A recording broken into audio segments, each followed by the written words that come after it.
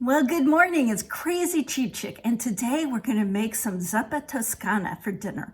Now, zuppa means soup in Italian, and Toscana just means Tuscan. So Tuscan soup, kind of like what you get at Olive Garden, but way, way better. This is a great soup, and I think you'll really like it. It's super easy, super cheap. You can make it really quick for dinner. Your family will love it. I mean, come on, let's make some soup. Like so many of my recipes, we start with olive oil. So we're going to put some olive oil in this big pot. Pretty good amount. And I've already cut up an onion. This is a lot of onion. I probably don't need quite that much. That was actually 2 onions, so I'm going to just put about the equivalent of 1 onion. These onions I'll just save to use on another dish. Sometimes I just like to cut up onions all at once, so the next time I need onions, I don't have to do it. This onion was so strong, I had to put on my sunglasses to cut it up. That's crazy.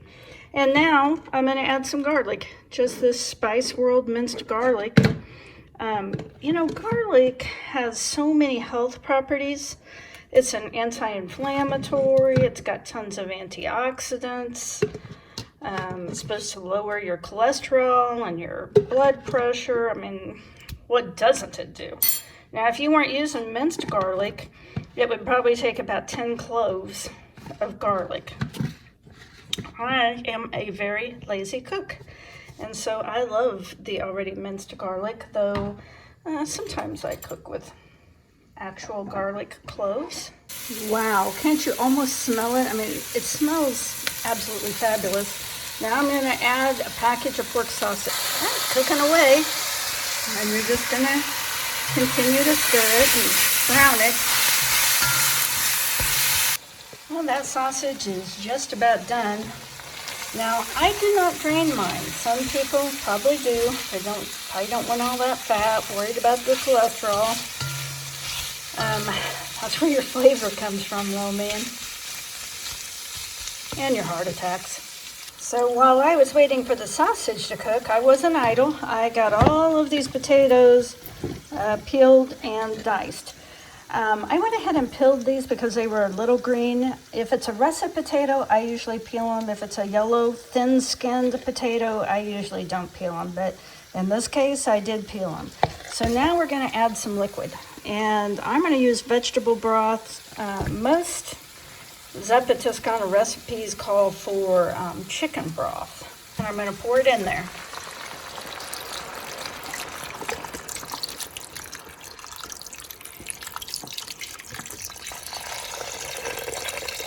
Roll out. And now I'm going to add in these potatoes. Now, how many potatoes was that? I don't know. I didn't count. I just peeled until it looked like about the right amount. Because really, this is, like I said, just kind of a fancy potato soup. Now, I'm going to do something that most of you won't do. I've got some broth that was left over from a roast that I cooked last night. And so I'm going to go ahead and add that in, though I am going to strain it because it's got just a little bit of probably leftover carrots and potatoes and I don't know what all. And part of saving money is using every little bit of food because the average American family throws away about 32% of the food that they buy. Now, Tuscan recipes don't call for beef broth. They call for chicken broth, but that's okay. This is going to just make this soup that much richer and more delicious. So I'm going to bring this to a boil and cook the potatoes. So earlier this morning, I put this store-bought frozen bread to rise, and 2 of them I'm making into Italian loaves, and 1 I'm doing something else with it. Throw it over there. And these 2, because I want it to be an Italian loaf, I'm going to kind of score it, try to. And it'll continue to rise. It's starting to dry out a little bit, so I'm probably going to put just a little bit of olive oil on it so that as it rises, it doesn't dry out as much. You know, I'm just gonna make it look like an Italian loaf. I thought about flattening it out a little bit, but I think it'll be okay. Don't worry about it looking perfect. So I just took the olive oil. I actually used a Jack Daniel's barbecue brush and I just coated it with olive oil. I think since this is for kind of an Italian style meal, I'm gonna sprinkle a little bit of rosemary on top. You know, this is just store-bought rosemary.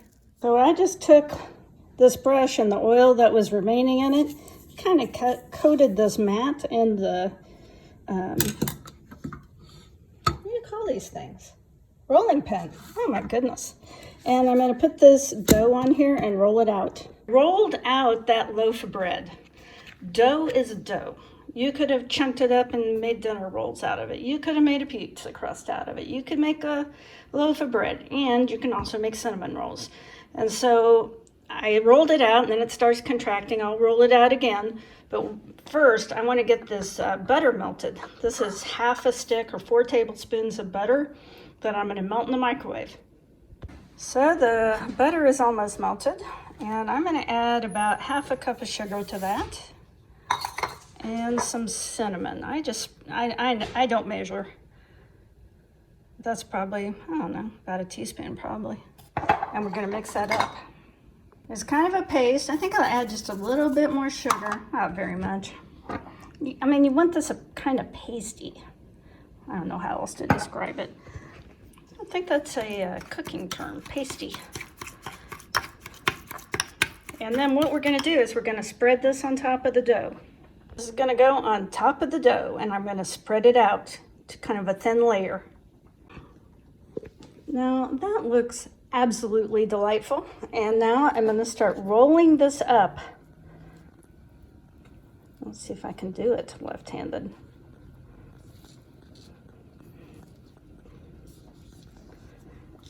You get the idea. Now that it's all rolled up, I kind of pinched my seam just to keep it from unrolling. And now we're going to slice it for our cinnamon rolls. Once I cut that off, I'm going to put the ugly side down in an already greased pan. Okay, I've cut them. You know, you could probably bake it like that, and it'd probably be really pretty. But we're making cinnamon rolls. In fact, you can see I've already put the first one in, and now we're just going to put the rest in. There they are in the pan. I'm going to scoop up just a little bit of goo that fell out. Put that in there too. No need to waste it. And how can it not be good? It's dough and sugar and butter. But now we're going to set these up on the counter, kind of a warm place, you know, and let them rise. I let Sparky lick out the butter and sugar dish, and she said she approved. If it grosses you out that I let my dog lick the bowl, it'll get sterilized in the dishwasher. And let me tell you, once your kids are grown, the dog is your kid.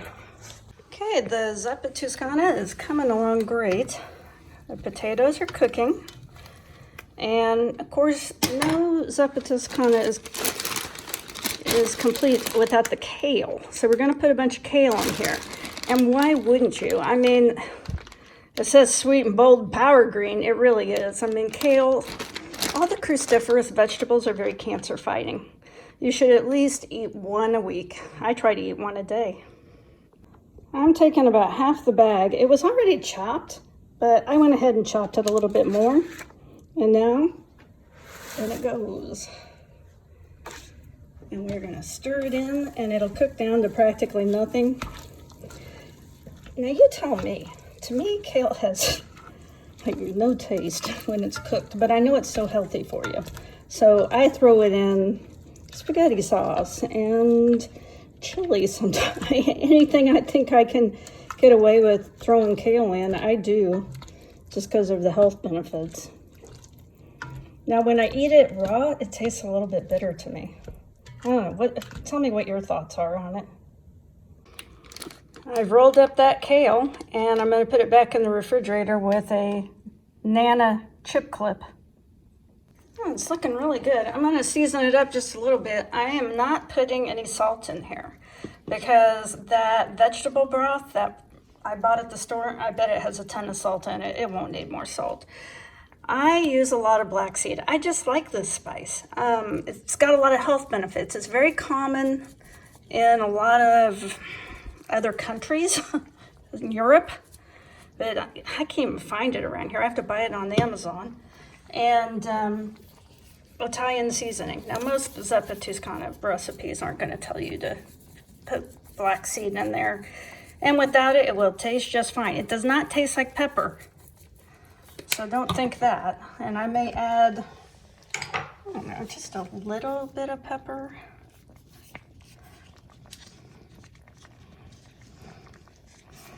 Yeah, I think I'll add just a little bit of pepper. Oh man, that's gonna be so good. I wish you could smell it, because it is already, the whole house just smells yummy.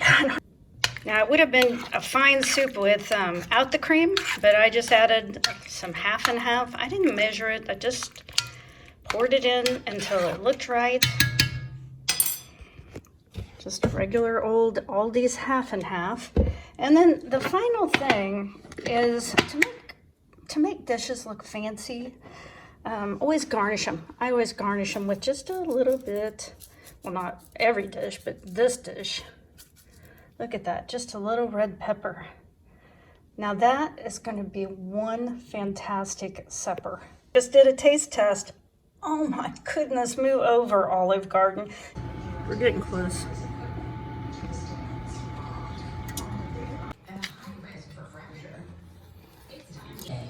Oh yeah, that's what I'm talking about.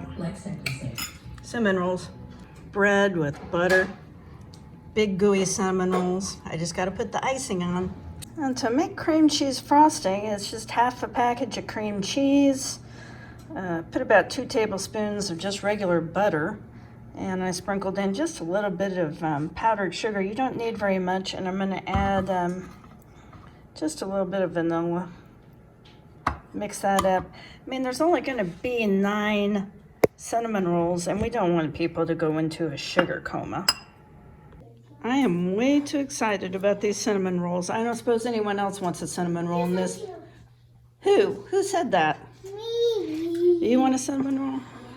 Well, thank you for watching my video all the way to the end. That makes me think you're a pretty nice person, and I really appreciate it. If you got anything at all out of my video, please give me a like and consider subscribing or leave me a comment. Tell me how you make Zuppa Toscana. What do you do different? What do you do the same? And I'd like to learn too. So leave me comments and please subscribe. I hope to see you soon.